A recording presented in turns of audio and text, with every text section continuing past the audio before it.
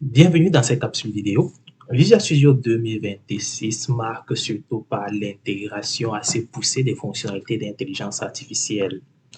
Les deux fonctionnalités qui ont attiré mon attention, c'est GitHub Copilot Modernization qui permet de facilement moderniser nos applications, que ce soit la mise à jour des packages NuGet, le changement de la version de .NET, même jusqu'à la modernisation de notre application pour consommer des services dans Azure. Donc, une application qui, à la base, consomme du SQL Server, un service de mise en cache, un service de stockage peut facilement être migré pour aller dans Azure en modifiant automatiquement son code avec la fonctionnalité de modernisation GitHub pour utiliser des services comme Azure SQL Database pour la base de données, Azure Redis Cache, un compte de stockage pour les fichiers et même où on a des secrets modernisés pour utiliser tout simplement un coffre de clés. J'ai déjà publié une capsule vidéo qui parle de ce sujet. Juste regarder dans les capsules sur la chaîne YouTube de .NET Québec. Aujourd'hui, on va s'intéresser d'une autre fonctionnalité très intéressante qui s'appelle tout simplement GitHub Copilot Testing for .NET, qui a également été présentée lors de l'annonce de Visual Studio 2026.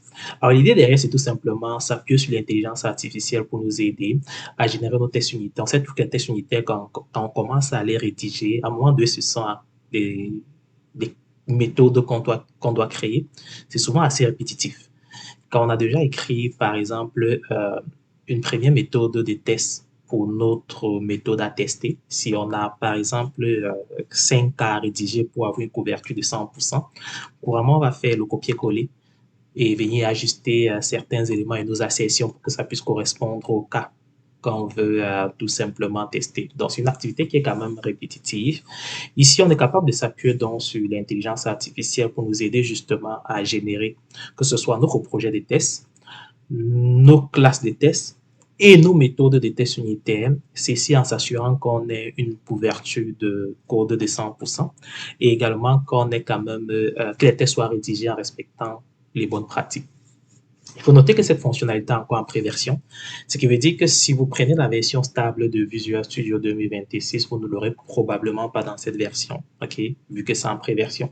Il faudrait que vous utilisez la version Insider. La version Insider, c'est tout simplement la version preview de Visual Studio 2026. Moi, personnellement, je préfère utiliser la version Insider parce que, sur mon poste personnel, bien évidemment, parce que ça me permet de pouvoir avoir à ma disposition un peu plus rapidement les derniers changements, les préversions. La seule chose qu'il faut savoir, c'est que la version Insider est une version qui est très stable parce que c'est une version de développement, bien évidemment.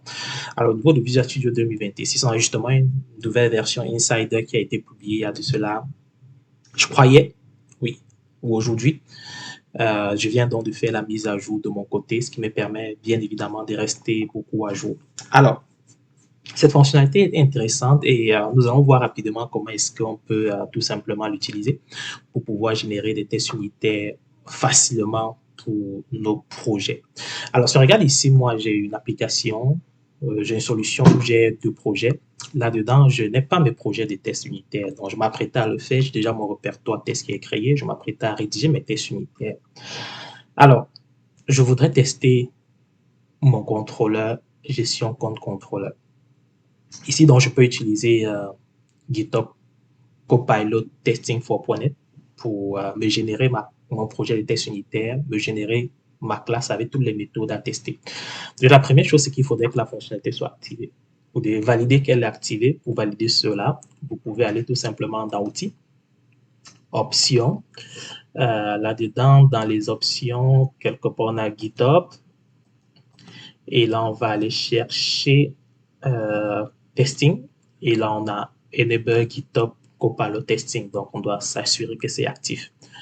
Une fois que ça fait, je peux aller tout simplement dans la conversation avec GitHub Copilot. Et là, je peux lui demander de m'aider à faire ce dont j'ai désiré. Et aussi, une chose importante, il faudrait qu'ici, on soit en mode assistant. On ne doit pas être en mode demandé parce que le mode demandé, c'est beaucoup plus le chat. On est en train d'échanger avec l'agent conversationnel. Tandis qu'avec le mode assistant, on est vraiment en mode agent. Lorsqu'on est en mode agent, notre assistant peut tout simplement nous aider au lieu d'être tout simplement dans un dialogue qui peut nous aider à réaliser les tâches pour nous autres. Et ici, on veut vraiment qu'il nous aide à réaliser les tâches, c'est-à-dire créer nos projets de tests, tester ce qu'on... Alors, je peux lui demander justement, écrire des tests unitaires pour la classe. Et là, je vais mettre un dièse. Il va me permettre d'aller sélectionner le fichier correspondant dans mon projet. On a dit ici qu'on veut tester gestion compte contrôleur. Je dis pour gestion compte contrôleur.cs. Et là, je peux tout simplement valider. Et quand je vais valider, ce qu'il va faire, c'est qu'il va analyser ma solution au complet, trouver mes projets, trouver les références qu'il y a, ensuite analyser tout ce qu'on a comme fichier, bref, analyser ma classe, analyser les méthodes et ensuite m'aider dans ce qu'il y a à faire. Okay? Et ici, il faut savoir que la solution actuellement est capable de te générer ton projet, ajouter les packages qu'il faut et te générer tes classes de test. Et aussi, il faut savoir que le projet supporte que ce soit des frameworks Unitest, MTest de Microsoft, XUnit ou encore NUnit. Okay? Donc, on a ces trois frameworks-là qui sont supportés. Moi personnellement, j'utilise beaucoup plus XUnit et je crois qu'il va me générer mon projet de test en utilisant XUnit. Donc, comme vous le voyez déjà, première chose, c'est que ici, il a procédé à la création de mon projet de test unitaire. Et là, il a créé le projet en utilisant XUnit.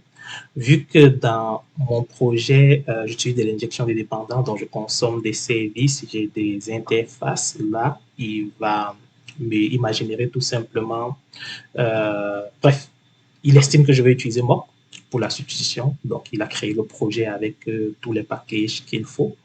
Et là, maintenant, une fois que c'est fait, il va me demander de confirmer parce que vu qu'il y a une action, il a créé le projet, il aimerait, après avoir créé le projet, de venir l'ajouter à ma solution en faisant un .NET SLN add. Donc, je vais confirmer parce que je suis correct avec ça. Et là, il va tout simplement ajouter le projet à ma solution. Une fois que le projet est ajouté à ma solution, à ce moment, ça pourra être tout simplement visible au niveau de... Je vais recharger, enregistrer. Ça va être visible au niveau de l'explorateur de solutions. OK.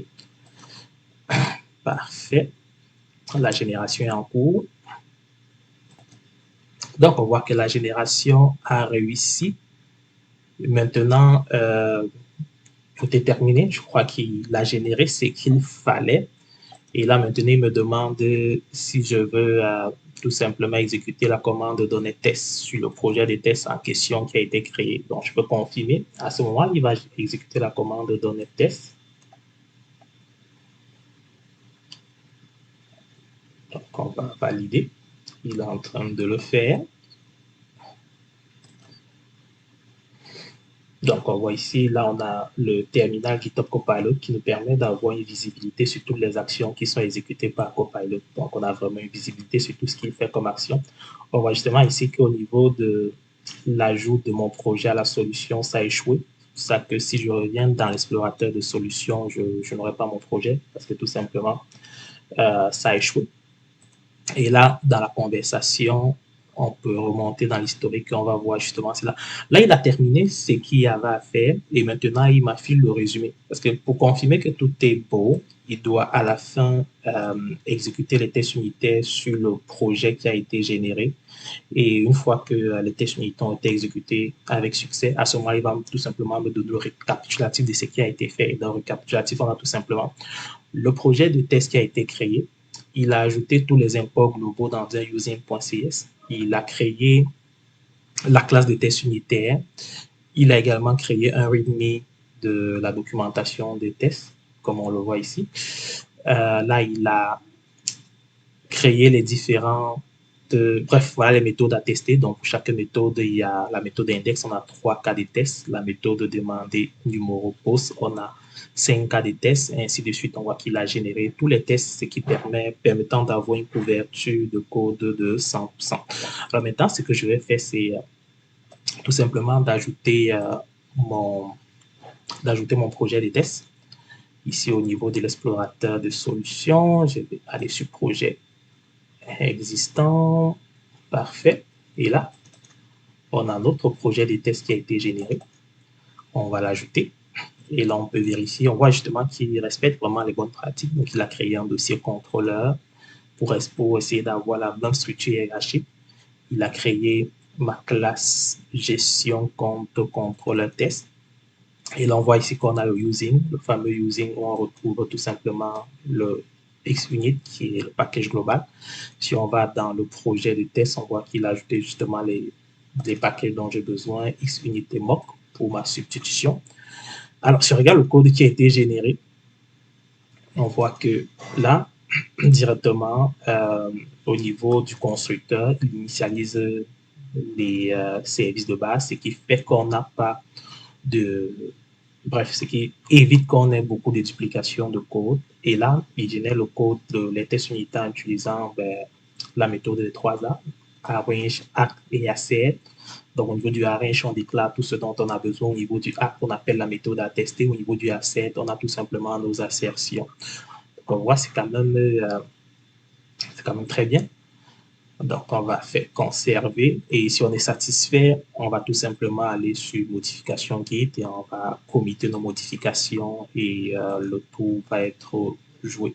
Alors, c'est quand même une fonctionnalité qui est intéressante. Pour l'instant, elle est encore en pré-version, ça veut dire que ce n'est pas parfait, mais ça offre quand même une belle alternative pour aider les développeurs au quotidien dans la rédaction des tests unitaires. Aussi, comme je l'ai dit, la fonctionnalité encore en preview pour la tester, on doit avoir à tout prix Visual Studio 2026 Insider.